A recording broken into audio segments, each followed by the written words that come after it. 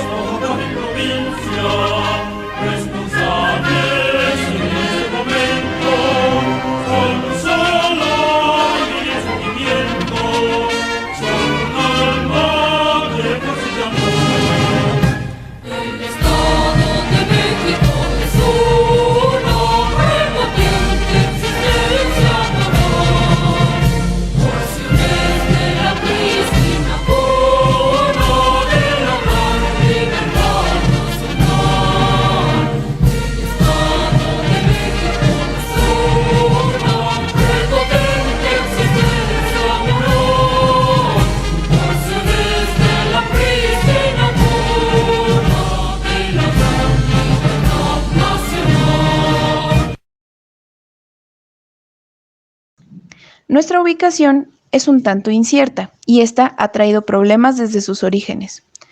Pues, supuestamente, la mitad de la unidad pertenece al Estado y la otra mitad al Distrito Federal, ahora CDMX.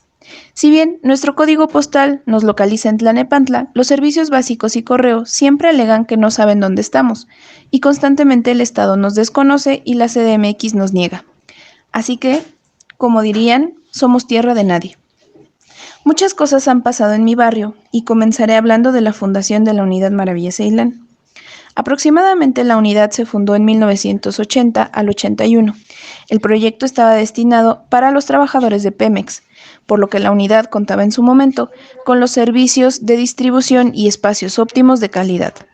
Se supone que estaba organizada y dirigida para un sector poblacional de nivel medio-bajo a media. Sus departamentos, de aproximadamente 40 a 50 metros cuadrados, se organizaron en departamentos de una sola planta para las torres. Hay 6 torres en la unidad, de 40 viviendas distribuidas en 9 pisos y un penthouse. En total, son 360 viviendas. Los departamentos de los edificios de menor tamaño son departamentos de doble planta. La unidad tiene su propia colonia, y si buscas información de esta en internet casi no encuentras más que la ubicación exacta, la cual reza así.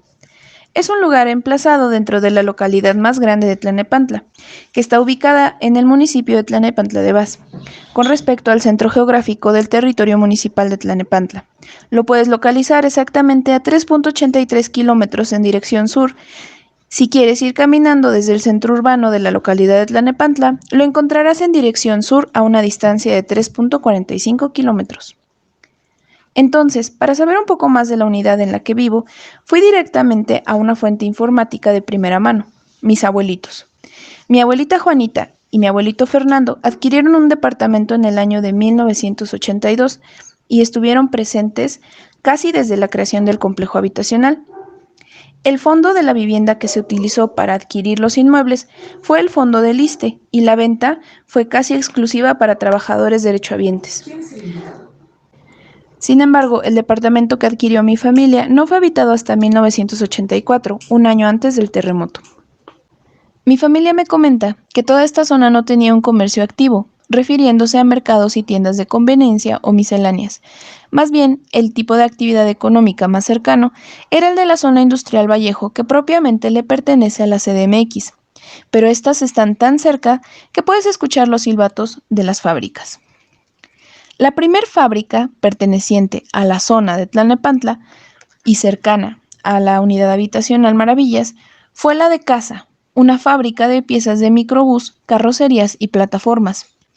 Esta se inauguró aproximadamente en 1988. Sin embargo, se fue a una huelga que marcó el fin de sus labores en el 2002. Esa huelga hasta la fecha nunca terminó. Al principio, la unidad habitacional me comentan que era una verdadera maravilla, haciendo honor al nombre del complejo, pues la modernidad de los departamentos, las áreas verdes y destinadas a juegos y recreación, convertían este asentamiento en uno de los más cómodos para vivir. No obstante, los problemas aparecieron paulatinamente. Derivado de la localización, el ayuntamiento de Tlalnepantla no quiso hacerse cargo de la recolección de basura y de otros servicios básicos como el agua, razón por la cual, en sus primeros años, una gran parte de la unidad estaba destinada a ser un basurero. Esto, lógicamente, desató plagas.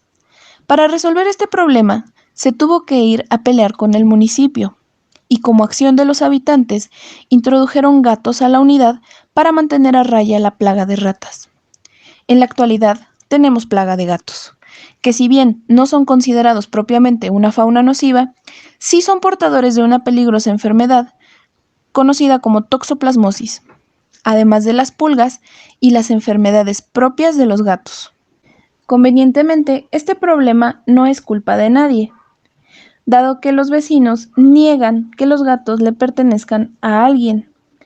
Así que por cuenta de nadie corren los gastos relacionados con desparasitación, vacunas, esterilización, etcétera, etcétera, etcétera.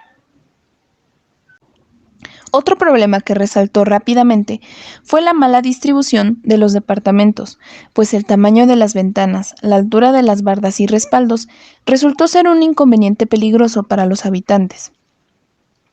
Si bien la lógica hubiera sido entregar los departamentos con protecciones en las ventanas, esto no ocurrió así. Hasta el momento, la unidad ha tenido entre 6 y 7 fallecimientos por caída accidental. La distribución ya era un aliciente muy peligroso para que esto ocurriera, pero combinado con el descuido de algunos padres de familia y la negligencia, fueron la combinación perfecta para el caos. Si bien parece ser un número no tan alarmante, 6 o 7, hay que considerar que de estos solo 2 fueron personas adultas. Los defectos que acabamos de mencionar ya venían perjudicando la imagen de la unidad Maravilla Ceilán, pero la verdad es que la unidad es una zona de alto riesgo, ya que las principales instalaciones de luz, agua y gas se encuentran en una sola veda, así que no falta nada más que la pizca correcta de problemas para desatar un caos de magnitudes desastrosas. Para el año de 1985, la unidad resistió relativamente bien el fuerte sismo, empero, sí se presentaron afectaciones en las torres, que son los edificios más altos. Muchas familias quedaron afectadas y tuvieron que ser resguardadas en las viviendas vecinas y en los estacionamientos. Pero según Protección Civil, solo bastaba con reparaciones menores. Como resultado, muchas de las familias vendieron y con ello llegaron nuevos habitantes. Es bien sabido en la juerga popular que el Estado de México padece de 2 grandes problemas, la delincuencia y la falta de agua. Sumado a los problemas normales de abastecimiento de agua, la infraestructura hídrica sufrió daños que derivaron en constantes fugas de agua. Con el paso del tiempo, se ha ido desgastando y minando los suelos. Este fenómeno puede llevar a generar socavones, y tomando en cuenta la fragilidad de la estructura de un edificio, es un riesgo constante que pudiera existir un hundimiento en los cimientos de algún complejo. Hasta este punto reconozco que no conocía todas las anécdotas de la colonia en la que vivo y que además de enterarme de los problemas, se perturba mi cómoda tranquilidad. Siguiendo con la investigación, aledaño a la unidad en sus inicios, no había calles grandes ni avenidas significativas. No fue sino hasta que la unidad donó parte de la calle Maravillas para la construcción de la avenida Jesús Reyes Heroles, que ayudaría a que ésta se conectara con el centro de Tlalnepantla. Ahora, mi zona aledaña ha cambiado mucho, pero esto es principalmente para mal. En general, las áreas verdes están contaminadas con heces de gatos. Los juegos están desgastados y tienen bordes filosos y oxidados. Los vecinos son conflictivos, la zona es conflictiva, y se dice que hay presencia de narco y venta de droga. Reconozco que estos cambios despiertan en mí una nostalgia, pues no tengo el gusto de haber conocido la unidad que me describe mi familia. Ahora que estamos sumergidos en las tecnologías y en las aparentes mejoras de los servicios, ya no tenemos contacto con los vecinos, ni con las áreas verdes, ni con las zonas que nos describen. Así que se hacen más evidentes los problemas del barrio. ¿Pero qué hay detrás de la unidad? Si pertenecemos a Tlalnepantla, ¿cuál es la historia de este gran municipio? Tlalnepantla viene del náhuatl, que se compone de Tlali, tierra, y Nepantla, en medio. Significa en medio de la tierra. Alude a su antigua ubicación entre las tierras de los otomís. Vaz es en honor de Gustavo Vaz Prada, nativo de Tlalnepantla, revolucionario valeroso, destacado político, 2 veces gobernador del Estado de México y eminente médico. Escudo. En cuanto a Tlalnepantla, no se encuentra en dichas fuentes ninguna representación jeroglífica. Tal vez porque este pueblo es propiamente colonial, o porque si existió antes de la llegada de los españoles, fue solo una pequeña población. A falta de jeroglífico, el licenciado Mario Colín y el dibujante y pintor Jesús Escobedo trataron de suplir la representación gráfica del municipio mediante un escudo. El escudo de Tlalnepantla fue dado a conocer oficialmente el 13 de septiembre de 1973. Es rectangular y tiene en la cimera la palabra Tlalnepantla y en la bordura los lemas Cultura, Trabajo y Progreso. En el centro aparece dentro de un rombo el jeroglífico de Tenayuca, al que originalmente rodeaban los nombres de Comonfort y Tierra de en Medio, hasta el año de 1977, en el que el nombre de Comonfort fue sustituido por el de Vaz. Consta el escudo de 4 cuarteles representando un dibujo alegórico, la cultura precolombina, la agricultura de esta región, la actividad industrial, la ciencia y la tecnología. Historia. A finales del siglo IX, un pueblo originario de un país septentrional llamado Amecamecan abandona su lugar de origen y avanza hacia el sur siguiendo a su rey y caudillo, Xolotl. La causa de su emigración, encontrar sustento suficiente y mejores climas. El rey establece su corte en Tenayuca y funda en su derredor varias poblaciones. Mucha de su gente aprovecha las cuevas de las montañas más cercanas para habitarlas. Los historiadores sitúan la fundación de Tenayuca, Ostopolco, a finales del siglo IX o a principios del XII. El significado de Tenayuca es lugar con muros o lugar fortificado. Ostopolco significa el lugar de muchas cuevas. El origen de los otomís en el Valle de México se encuentra muy unido a la llegada de otras tribus en el siglo XIII. El grupo que vino a habitar Teocalhueyacán, actualmente San Andrés Atenco, fueron los otomís. Acolhuas, tepanecas y otomís pudieron haber arribado al valle en 1220, cuando pidieron a Xolotl tierras y él decidió casar a sus hijas doncellas con los caudillos de tales tribus.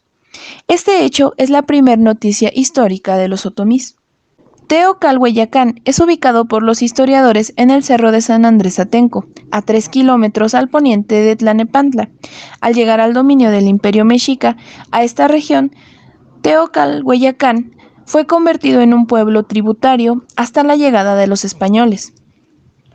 En Teocalhueyacán, según su significado, debió existir un gran Teocalli, como el que había en Tenayuca. En este lugar donde Hernán Cortés rechaza el ataque de los aztecas, 3 días después de la histórica batalla de la Noche Triste, y ahí es ayudado por los otomís en su huida hacia Tlaxcala.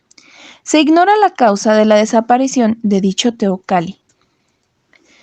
Cuando los franciscanos contaron con mayor número de religiosos capacitados en el conocimiento de las lenguas indígenas, determinaron fundar un convento que les sirviera de punto de partida para adoctrinar a los indígenas de Tenayuca y Teocalhueyacán, cabeceras de otros pueblos pequeños.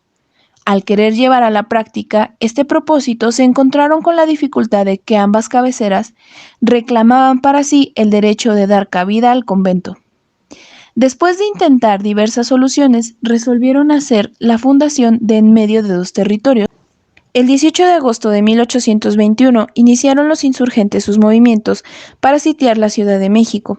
3 divisiones se desplazaron de Tepoztlán hacia el pueblo de Tlanepantla a la inmediata hacienda de Santa Mónica, a fin de acuartelar allí sus fuerzas.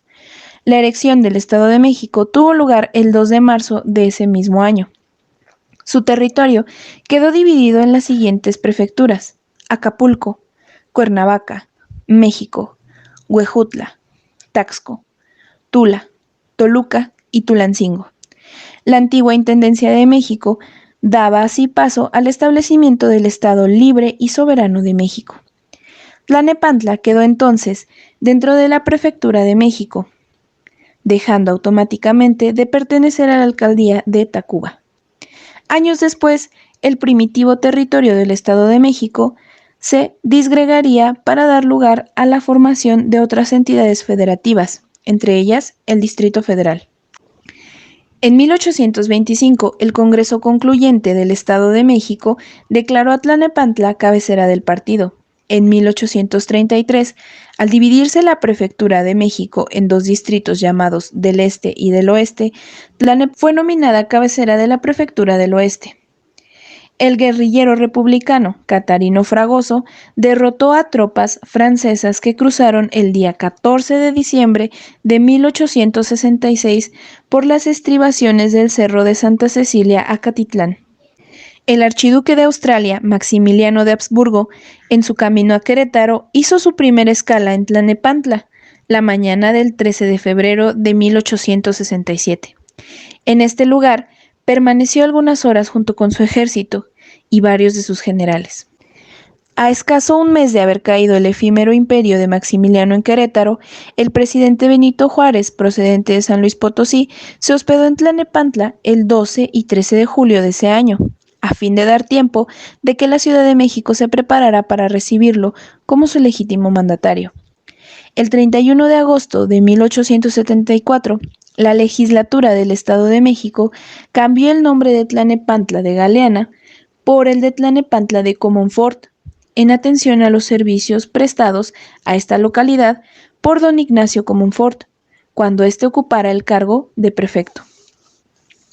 El 1 de noviembre de 1888 se inauguró el Ferrocarril Nacional, que correría de la Ciudad de México a Laredo, teniendo como primera escala la estación de pasaje y carga en Tlanepantla.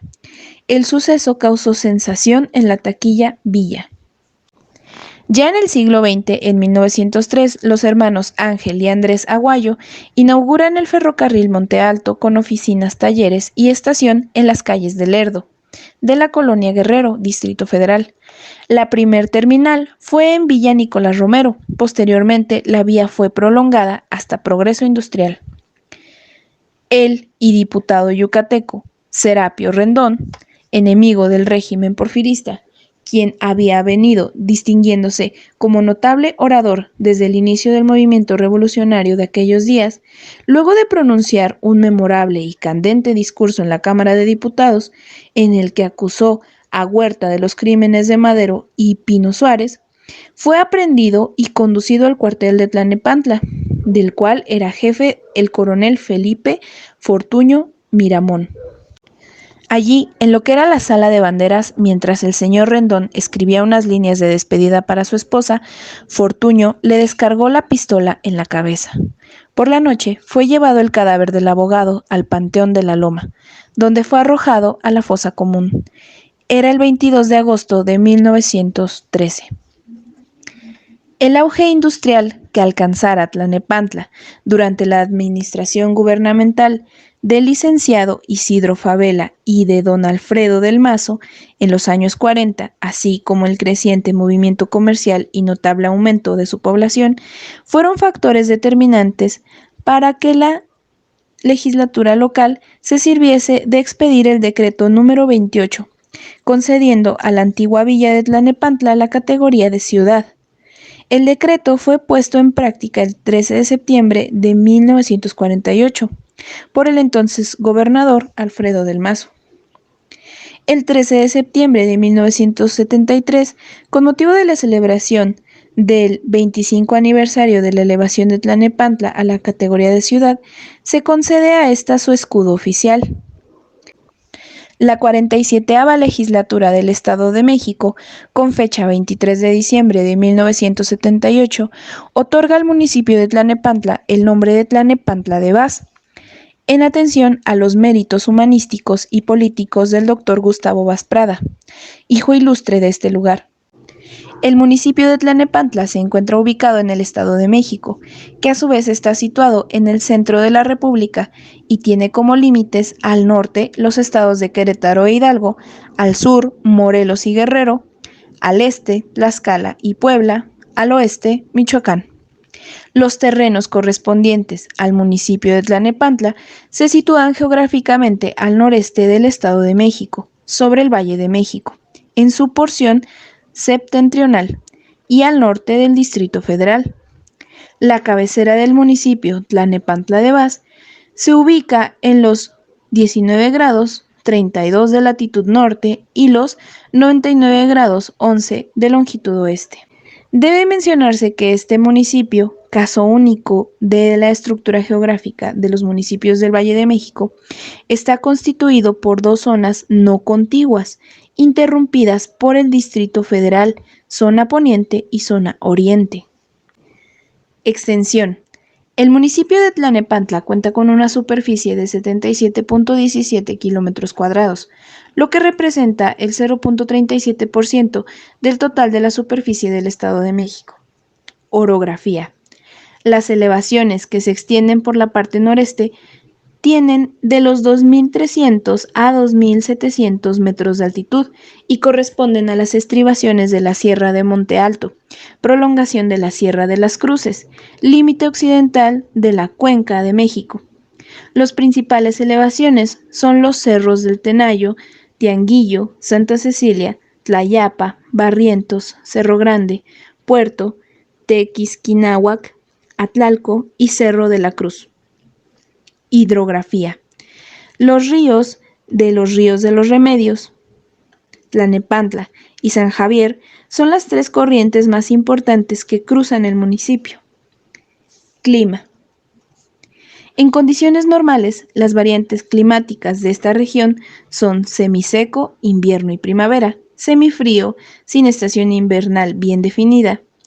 La estación seca comprende los meses de diciembre a abril, temperatura media de 10.3 centígrados, temperatura máxima 27.30, precipitación pluvial de 682.6 metros. Principales ecosistemas. La flora y fauna silvestre de esta región fueron reemplazadas por plantas y árboles cultivados y por animales domésticos, esto debido a que el territorio en su totalidad se convirtió en una zona urbana. Recursos naturales. El territorio está poblado. Características y uso de suelo. La tenencia de la tierra y el uso de suelo de Tlalnepantla se divide en dos grandes rubros, urbano y no urbanizable. Dentro del primero se contempla la diversidad de uso, siendo el principal uso de suelo el habitacional. En el que respecta a la zona no urbanizable, se considera dentro de esta zona la preservación ecológica, principalmente la Sierra de Guadalupe, así como las zonas de restricción federal. Las actividades primarias prácticamente han dejado de tener presencia, por lo que la estructura económica de Tlalnepantla refleja fundamentalmente una economía de corte urbano. Atractivos culturales y turísticos. Monumentos históricos. Tlalnepantla cuenta con dos zonas arqueológicas, la zona arqueológica de Tenayuca, que consta de pirámide localizada al oriente de la cabecera del municipio, y la zona arqueológica de Santa Cecilia, Catitlán, pirámide ubicada al norte del municipio. También están las exhaciendas. La exhacienda de Santa Mónica consta de casco y museo, la exhacienda de San Pablo de Enmedio, en la que se encuentra casco y objetos antiguos, Sala José María Velasco, en el Centro Cultural Sor Juana Inés de la Cruz, colección de 130 fotografías de Tlalnepantla antiguo, de fines del siglo XIX a 1960, y otros objetos históricos. También se encuentra en el municipio Caja de Agua y Acueducto, Catedral de Corpus, casa donde se hospedó el licenciado Benito Juárez. Museos. Museo Xolotl de Tenayuca, ubicado junto a la pirámide, cuenta con 95 piezas originales y 40 cuadros que representan la historia del pueblo chichimeca y del mexica. Museo de Santa Cecilia, Catitlán, lleva por nombre el de su creador, Dr. Eusebio Dávalos. Cuenta con piezas originales de la cultura mexica y teotihuacana. Fiestas, danzas y tradiciones. Las fiestas de tipo religioso más destacadas del año son las dos en honor del santo patrono de Tlalnepantla, el Señor de las Misericordias, una en el mes de mayo y la otra en diciembre. La Semana Santa, el 12 de diciembre dedicado a la Virgen de Guadalupe, además de la fiesta de Santa Cecilia el 22 de noviembre, la de San Andrés el 30 de noviembre, San Juan Ixhuatepec y San Juan Iztacala el 24 de junio y San Bartolomé Tenayuca el 24 de agosto.